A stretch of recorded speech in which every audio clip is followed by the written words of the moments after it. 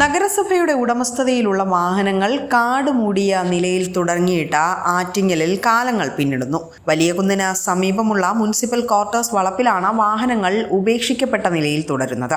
ഉപയോഗക്ഷമമല്ലാത്തതും RC കാലാവധി കഴിഞ്ഞതുമായ വാഹനങ്ങളാണ് ഇവിടെ ഉപേക്ഷിച്ചിരിക്കുന്നത്. നഗരസഭയുടെ ആരോഗ്യ വിഭാഗം ഉപയോഗിച്ചിരുന്ന 2 പിക്കപ്പുകളും ഒരു ആംബുലൻസുമാണ് ഇവിടെ ഉപേക്ഷിച്ച നിലയിലുള്ളത്.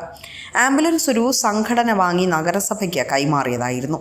യഥാസമയം അറ്റകുറ്റപ്പണികൾ ഇല്ലാതെ വന്നതോടെയാണ് ഈ വാഹനങ്ങൾ ഉപയോഗിക്കാൻ കഴിയാത്ത നിലയിലായതെന്നാണ് ലഭിക്കുന്ന വിവരം. ഉപയോഗക്ഷമമല്ലാത്ത വാഹനങ്ങൾ RC ക്യാൻസൽ ചെയ്ത് ലേലം ചെയ്ത് വിറ്റാൽ നഗരസഭയുടെ തനതു ഫണ്ടിലേക്ക് ആ തുക ലഭിക്കും. എന്നാൽ RC ക്യാൻസലേഷൻ ഉൾപ്പെടെയുള്ള നടപടികൾ നീണ്ടാൽ അതിൻ്റെ പിഴയും റോഡ് നികുതിയും എല്ലാം നഗരസഭ തന്നെ ഒടുക്കേണ്ടി വരും. ഇത് വലിയ നഷ്ടമാകും ഉണ്ടാക്കുക. വാഹനങ്ങൾ ഇവിടെ കയറ്റിയിട്ടിട്ട് വർഷങ്ങൾ പിന്നിടുന്നു. എന്നാൽ RC ക്യാൻസൽ ചെയ്യാനുള്ള നടപടികൾ ഇതുവരെയും എങ്ങും എത്തിയിട്ടില്ല എന്നാണ് ലഭിക്കുന്ന വിവരങ്ങൾ. RD ഓഫീസിൽ കത്ത് നൽകി പിഴയും ഫീസും നികുതി കുടിശ്ശികയും ഉണ്ടെങ്കിൽ അതും അടയ്ക്കുകയാണ് ആദ്യം ചെയ്യേണ്ടത്. RC ക്യാൻസലേഷന് അനുമതി ലഭിച്ചാൽ വാഹനങ്ങളുടെ വില നിശ്ചയിച്ചു നൽകുന്നതിന് സ്ഥാപന മേധാവി പൊതുമരാമത്ത് വകുപ്പിന് കത്ത് നൽകണം. ഇവർ വാഹനം പരിശോധിച്ച് വില നിശ്ചയിച്ച് നൽകും. തുടർന്ന് പൊതുമരാമത്ത് വകുപ്പ് നിശ്ചയിച്ചിട്ടുള്ള വില അടിസ്ഥാന വിലയായി കണ്ട വാഹനം ലേലം ചെയ്ത് വിൽപ്പന നടത്താം.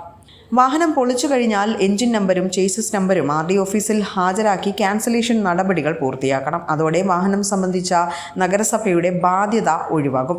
ഇല്ല എങ്കിൽ കാലം കഴിയുമ്പോൾ ഈ വാഹനങ്ങളുടെ പേരിൽ നഗരസഭയ്ക്കെതിരെ മോട്ടോർ വാഹന വകുപ്പിന് നിയമ നടപടികളിലേക്ക് കടക്കാനും സാധിക്കും. 1 മാസം കൊണ്ട് പൂർത്തിയാക്കാൻ കഴിയുന്ന നടപടികളാണ് വർഷങ്ങൾ കഴിഞ്ഞിട്ടും ഇഴഞ്ഞു നീങ്ങുന്നത്.